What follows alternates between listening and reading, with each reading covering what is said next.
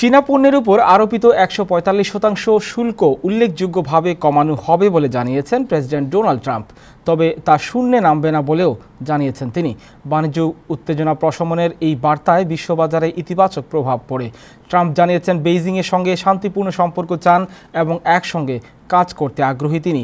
ইতোমধ্যে যুক্তরাষ্ট্র ১৮টি দেশের কাছ থেকে বাণিজ্য চুক্তির প্রস্তাব পেয়েছে। বিস্তারিত রিপোর্টে। প্রেসিডেন্ট ডোনাল্ড ট্রাম্প জানিয়েছেন চীনা পণ্যের উপর বর্তমান ১৪৫% আমদানি শুল্ক উল্লেখযোগ্যভাবে কমানো হবে, তবে তা একেবারে শূন্যে নামবে না। হোয়াইট হাউসে মঙ্গলবার এক সংবাদ সম্মেলনে তিনি বলেন, এটা খুব বেশি, তবে তা আর এত বেশি থাকবে না। এর আগে ট্রেজারি সেক্রেটারি স্কট বেসেন্ট মন্তব্য করেছিলেন, চীন যুক্তরাষ্ট্রের মধ্যকার উচ্চ শুল্ক টেকসই নয় এবং শিগগিরই এই বাণিজ্য যুদ্ধের উত্তেজনা কমবে বলে তিনি আশা করেন। বেসেন্টের বক্তব্য এবং ট্রাম্পের মন্তব্য বাজারে ইতিবাচক প্রভাব ফেলে। S&P 500 সূচক বেড়ে যায় 2.5%। ট্রাম্প আরও বলেন, চীনের সঙ্গে যুক্তরাষ্ট্র খুব আনন্দের সঙ্গে বসবাস করবে এবং একসঙ্গে কাজ করবে।